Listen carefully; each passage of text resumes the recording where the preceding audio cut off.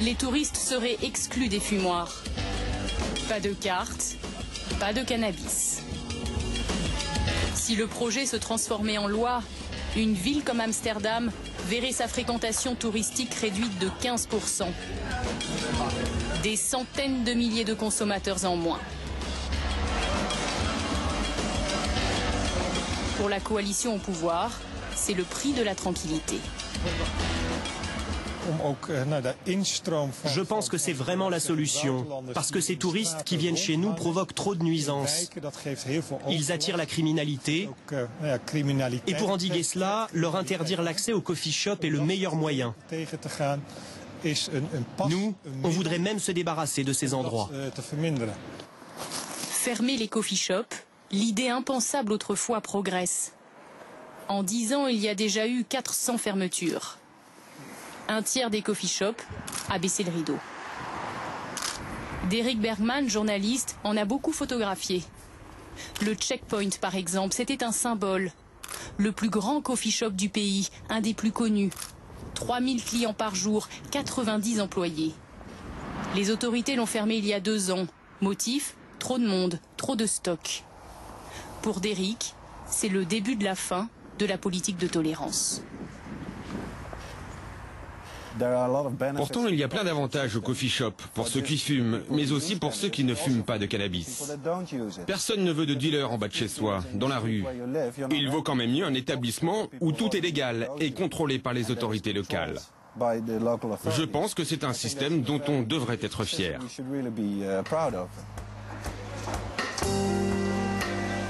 Ce soir, dans le centre-ville d'Amsterdam et dans l'indifférence générale, c'est l'heure du grand final.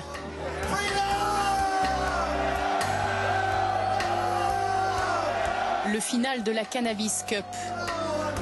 Moins chic qu'à Hollywood, mais baptisée la cérémonie des Oscars de l'herbe. Elle récompense les meilleurs producteurs de l'année. Dans la foule, nous avons retrouvé Jaap, le tenancier du coffee shop. Pas de récompense pour lui cette fois, mais quand même une satisfaction. Cette année encore, ce festival inédit a pu se tenir dans son pays. Ça fait 23 ans que ça existe. Ça fait vraiment partie de notre culture maintenant. Amsterdam a toujours été une ville à part. Les gens viennent là, ils peuvent vivre un instant de liberté, profiter de cette ambiance unique autour du cannabis. Ce serait vraiment une honte si ça disparaissait. Les Pays-Bas vont-ils revenir sur 40 années de tolérance? Vont-ils définitivement céder à la pression des pays prohibitionnistes voisins? Lucides ou pas, tous avaient à l'esprit cette nuit-là que l'avenir de leur paradis du joint est plus que jamais incertain.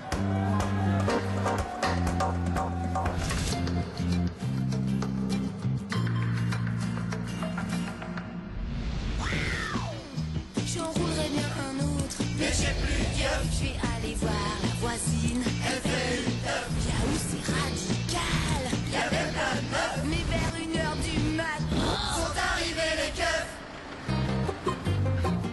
En France, la question ne se pose même pas. Le cannabis est purement et simplement interdit, et sous toutes ses formes.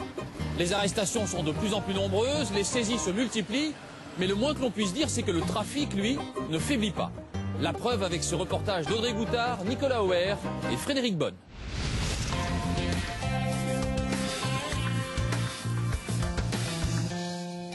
On y va.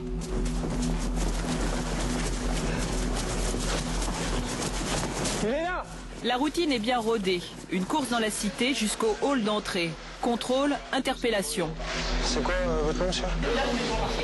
Donc, on est 1, 2, 3, 4, 5, 6. Oh, t'inquiète pas, laisse. Je sais faire. Et comme souvent, la drogue n'est pas cachée bien loin. Dans la majorité des cas, c'est du cannabis. Des billets. Ah oui, quand même. En l'occurrence, des sachets d'herbe. Il y a un sacré paquet, non? Tout ça sous l'œil d'habitants apeurés, impuissants. Oui, d'accord. Et ça faisait depuis 4 h de l'après-midi jusqu'à 11h30 le soir, minuit, ils sont là. Dans les escaliers. Il y en a qui ne sont pas jeunes quand même. Oui, c'est ça. Oui. Surtout les consommateurs, je Voilà. Il y en a beaucoup. Parce qu'à 11h le soir, il y a des voitures qui se mettent là et ils vont chercher la drogue. C'est eux qui les emmènent. Ah oui. Ah oui. Aujourd'hui, même des lieux jusque-là épargnés sont envahis par ce business illégal et la violence qu'il entraîne. Fini les PME familiales, les trafiquants sont passés à l'ère industrielle avec un circuit de distribution bien organisé. Jusqu'à 100 € par jour pour les guetteurs, jusqu'à 1 000 € pour certains revendeurs. Il faut dire qu'ils ont pour eux un énorme marché. 4 millions de consommateurs réguliers ou occasionnels de cannabis en France. Des acheteurs que l'on ménage. Comme dans cette cité de la Courneuve. Ici, le client est roi. Il a même droit à un chemin fléché jusqu'au supermarché. Les gens attendent ici. Ah oui, c'est la salle d'attente. Voilà. Une salle d'attente, avec même des avertissements commerciaux. La maison ne fait pas crédit. En plus, ils sont plutôt courtois, ils remercient le client. Bien sûr. Ah, ils sont toujours courtois. Hein. Dès qu'on leur donne de l'argent, il n'y a pas de souci. Hein. Mais ils sont plutôt polis avec nous aussi. Hein. Dès qu'on les laisse tranquilles, ils sont polis. Et dès qu'on les embête dans leur trafic... En fait, c'est le business qui prime surtout. Surtout. C'est pas vu. Les gêner dans leur trafic, c'est ce que tentent de faire ces policiers comme la loi les y incite. Car en France, il est interdit de produire, vendre ou consommer du cannabis. Oui, il est, monsieur. Au revoir, monsieur. François Thierry est à la tête de l'OCRTIS, le plus gros service de lutte contre les stupéfiants. C'est une traque internationale, un véritable travail de Sisyphe. On rêve pas tous les matins quand on se lève d'éradiquer le trafic. On peut pas éradiquer le trafic. Mais le but, c'est d'abord de le limiter le plus possible parce que c'est mauvais pour la santé. Ça reste la légitimité fondamentale de ce combat. La deuxième étant, il faut absolument lutter contre les profits illégaux, irréguliers, illégitimes qui sont faits avec cette activité. Chaque jour, des tonnes de cannabis débarquent ou transitent sur notre sol, par mer et par terre. Des engins puissants qui transportent la marchandise jusqu'au site de stockage. Sur cette vidéo de la police, on voit les trafiquants débarquer en pleine nuit des ballots de drogue pour les entreposer. Depuis 15 ans, les saisies sont en hausse, un peu plus de 60 tonnes cette année. Les interpellations se multiplient.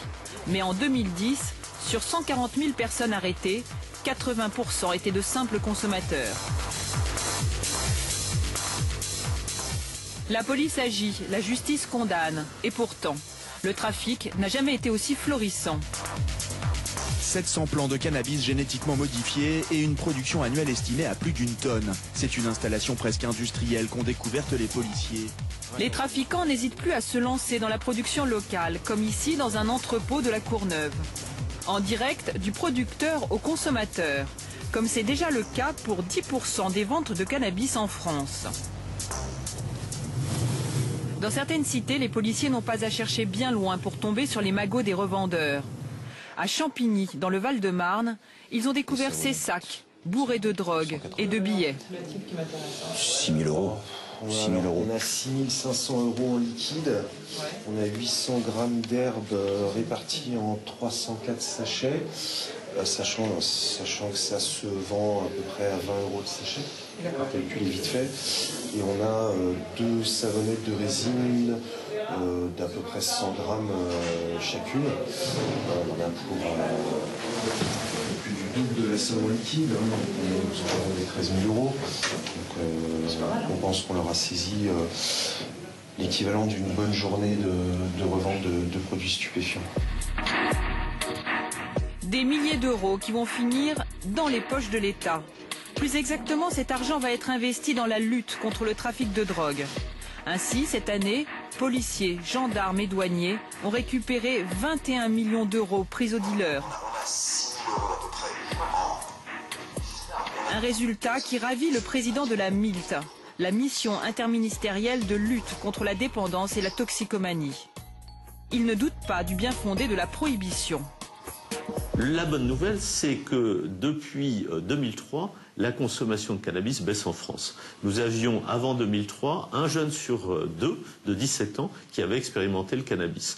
Nous avons réussi à faire baisser, depuis cette date, la consommation de cannabis chez les jeunes Français. Nous sommes à 42,2% d'expérimentation, mais nous savons aussi que les usages réguliers et les usages quotidiens baissent de la même manière. C'est dire que cette prohibition qui est assumée a des effets sur les consommations. Et si vous voulez aller jusqu'au bout des comparaisons, vous pouvez dire qu'effectivement, nous avons une consommation importante de cannabis, mais je dirais qu'avant 2002, nous étions le premier pays en termes de consommation de cannabis d'Europe. Nous sommes maintenant dans la moyenne européenne, même si elle reste importante. Alors il faut faire sans doute un effort sur Champigny et sur d'autres endroits. Le ministère de l'Intérieur est en train de se réorganiser à cet égard.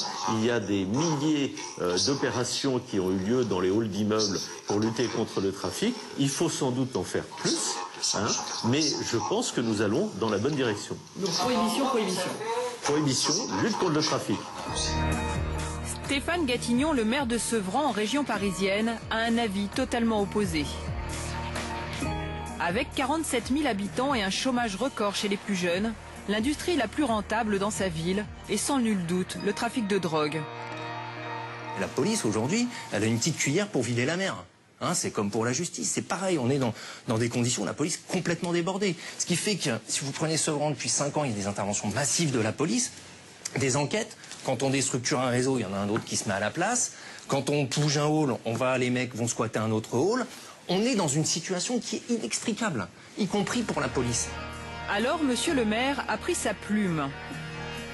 Il a écrit un livre au titre ambitieux pour en finir avec les dealers. Sa solution, la légalisation. Aujourd'hui, il faut casser cette question il faut casser le trafic. Le seul moyen de casser le trafic, c'est de sortir de la prohibition.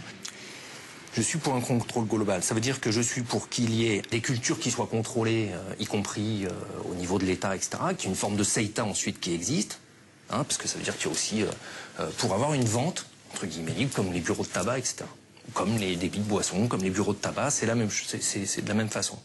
Donc l'État contrôle. Ça permettrait de contrôler la qualité, de baisser les taux de THX, ce qui me semble fondamental, et surtout de contrôler la qualité de ce qui se vend et d'avoir une vente plutôt libre.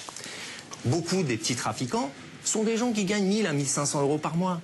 Donc demain, s'ils avaient un travail, c'est évident que si on leur offrait la possibilité de gagner légalement 1400 euros, 1500 euros par mois avec la sécu, les vacances, etc., ils seraient peut-être dans un autre contexte. Légaliser donc. Mais selon le patron des stupes, si vous chassez un trafic, il est immédiatement remplacé par un autre. Imaginons que vous souhaitiez ouvrir un marché légal du cannabis. Les organisations criminelles vont vendre les autres types, ceux que vous n'aurez pas autorisés. Si vous l'autorisez pour les majeurs, ils vont vendre aux mineurs. Si vous autorisez une vente de telle heure à telle heure, ils vont vendre dans les heures où vous êtes fermé. Si vous vendez uniquement aux nationaux, ils vont vendre aux étrangers, etc. C'est-à-dire ils vont sans arrêt contourner ce que vous essayez de mettre en place pour pouvoir continuer à vivre du trafic.